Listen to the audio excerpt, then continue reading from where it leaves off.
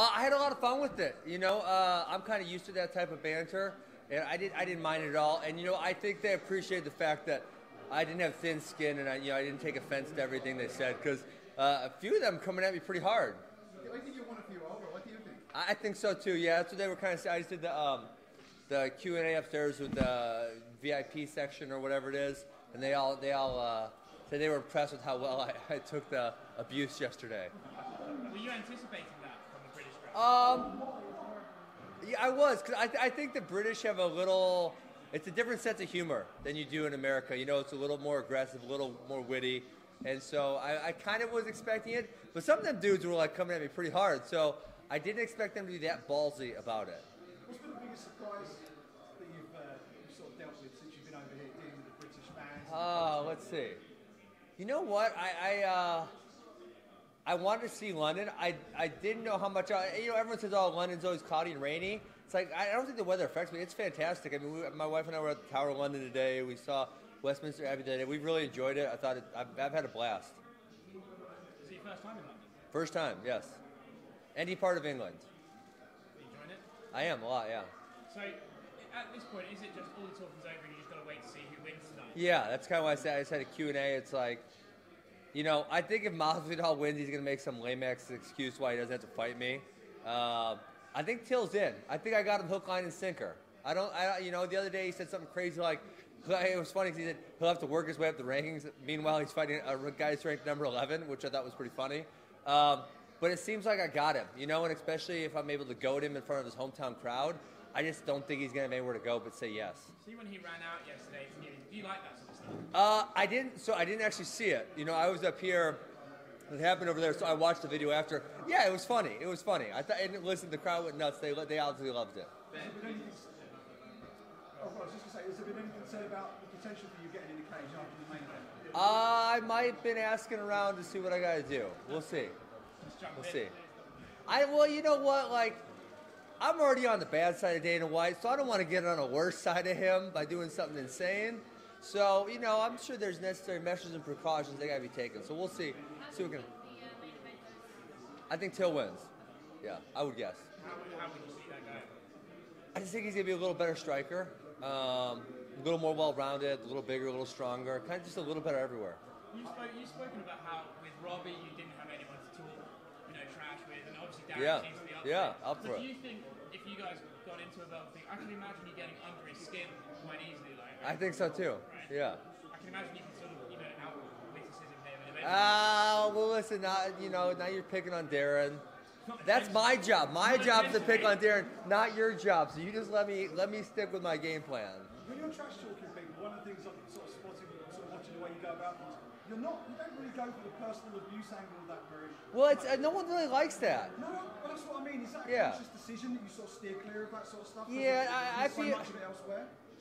I feel like there's just some lines you don't cross, and then you just see people don't really like that. It's just like they don't really want any more of that, and so not only do I not like it, the people don't like it. So if no one likes it, what's the point? Yeah, and with GSP retired, I know you'd love to face GSP. I don't think he's all the way retired. You think there's a chance he might come back? Damn straight, there's a chance. I think he was trying to fight Khabib, and I wasn't in those negotiations, but I think there was genuine interest in that fight, and from my angle, the UFC, if Khabib, Khabib, one of his things right now is he's 27-0. In fact, he's got a 0 there. So if GSP comes in, beats him up, and then just says, I'm done again, which is probably what he would do, right? He's not going to say, oh, I'm back, I'm going to fight 3 times a year. Man, that's a bad look for Khabib. I mean, you get one payday, but then it's like, what's after that? So I think that's why, GSP said, hey, this just, they probably weren't offering him a lot of money or something. He says, not in for me, and then he retires. If we leave GSP to one side for a second, I know you've been pushing for a 165 division as well. Yeah. That would seem like a tailor-made match of you and Khabib. Yeah, absolutely. Yeah. How high on the totem pole would that be for you? I mean, that's hot, right? Guys going at it potentially for a belt. Absolutely. I mean, that's very high. I mean, if there's some way I could make that happen next, I would make it happen. I don't think I can, right? I'm like 1 or 2 fights away from that happening. But that is something that'd be an awesome fight. Great storyline, both undefeated. The USA versus Russia thing always plays. So I think we have, and then you also got like the best wrestler in MMA type of thing playing. So I think he would have a whole bunch of angles to run on that fight. That would be a lot of fun. How close could you get to 155? I wrestled at 163 for my time in the Olympic international wrestling, and that was a huge challenge for me. Like I was on a diet 12 months a year. I didn't get that. I would never have a plate of food like that. And so that was 163. Like I really couldn't foresee myself going any lower than that. So it's like that's 8 more pounds than 155. Like that's just totally out of the question. Whereas I could see, it would be tough for me to make 165, but I know I could do it. How much pressure did Dana White put on, if any, to face Robbie? None so far. I haven't heard from him. Well, he texted me once last night. Was it last night? I think texted me. We had just a small text conversation. No, they haven't said anything to me. I mean, you know what the UFC does a lot of? They get a feel for what the fans are saying, and I think. Besides a few drunk British fans last night, I don't think there's not a lot of people interested in that rematch. I mean, when you say, okay, if you would have put a fan poll together for my first fight and says, who do you want to face? Robbie Lawler would have been really low on that list. There's a lot of reasons it wasn't that sought after. And so now, I think they kind of took the pulse of the fans, and the fans they want something else. The fans would choose me and Till over me and Robbie. I probably 8-1 or something like that. For you, is that something you target because he's like third in the world and he's close to the title? There's a whole bunch of reasons, right? Yeah, I mean, third in the world. I think I beat him pretty easy. I think he talks trash with me. I think he brings in the British crowd. I mean, I think there's just a whole bunch of reasons. I think it makes a lot of sense. You said you wanted to fight him in Chicago, right? That's the date you'd like. I think that'd be a great one, especially if he comes out unscathed tonight, no major injuries. One of his big storylines has been his weight, right? He balloons up. So, I remember when I got to fight in the Bellator tournament, it was like 3 times in 3 months. And it was so awesome because I just kept my weight low. And it was like no big deal. Make weight 2 or 3 weeks later, make weight 4 weeks later. It was just like easy. So, for a fighter, the hardest time to make weight is when I know my hardest time. I retired for 10 months. I ballooned up. And now I'm like, shit, I got to lose a whole bunch of weight. If you can kind of stay lower, I'm sure that's better for him than taking 6 months off, getting really big, and then having to shrink back down again. So when do you want to have the conversation with the UFC to say, right, I want it in Chicago? Tomorrow morning. Okay. The relationship with Dana White, is that something you feel as though you have to work on and improve? Yeah, I think so. How do you go about that? Well, I'm going to work on it. I was texting the other day, so we're going to work on it. What was said in those texts? That we're going to get together at some point here in the near future. Okay, when you were with One, obviously, the whole ethos of their organisation and martial arts in Asia is completely different. Yeah. Now you're over the Western world in the UFC. Do you feel like the shackles have come off? You could be you a little bit more. Oh yeah, a little bit. Yeah, I mean, you know what it is? They just don't like it over there. They're just like not in the whole just culture, right? I was texting with one CEO today. It's a really good friendship I've maintained, and I created while I was over there. And he's like, you're just so in your element with these British people trying to harass you. He's like, you're great on the mic, and he's like, it's so cool seeing that come out because obviously, we didn't have it in Asia. People just weren't into it, so I didn't do it. Did you find that you weren't able to be yourself out there? You had to sort of be a little bit more. Corporate. You have to sort of fit their profile of being like a hero to the Asian. Not really. It was just like. It was, it's like if I would have got up in a Q&A in one of this pick a country over there, it wasn't going to be like last night. All their fans were going to come up drunk on the mic and yell at me. They would have said like really polite, nice things. So it's just way different. Yeah. Well, I'm already thinking like the vibe I got this week is George Masvidal is going to make some excuse not to fight me. Coming in this week, I was thinking, hey, I'll fight either one of these guys.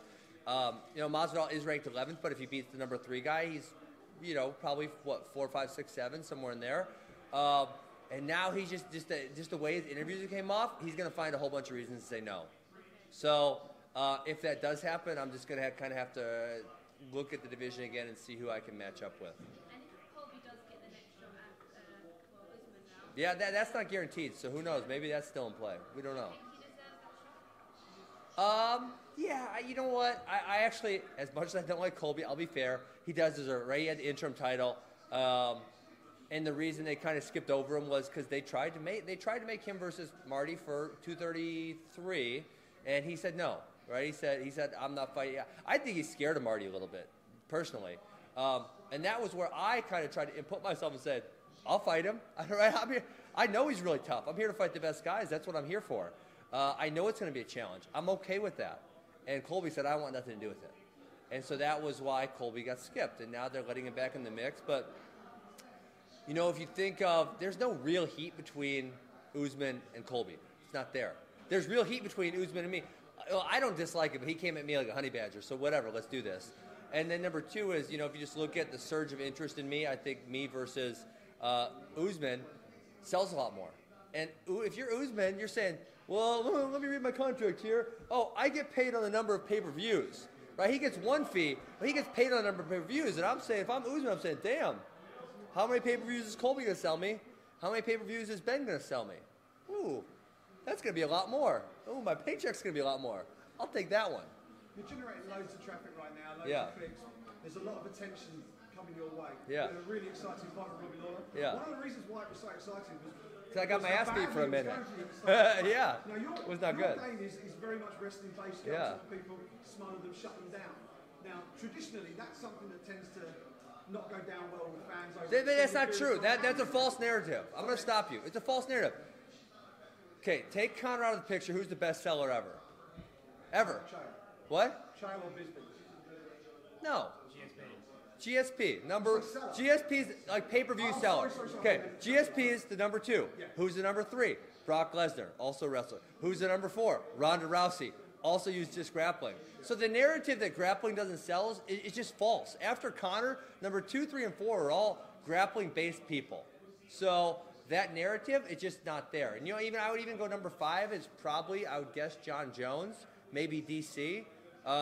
So you know, really after Conor, you're going almost all wrestlers. So with that, they all had that. It's a personality thing. It's a personality. They all had that air of sort of unbeatability when they were on their rise up. You Yeah. have that right now with your Yeah. unbeaten record as well. So that's something that presumably you're going to That helps too, yeah. push.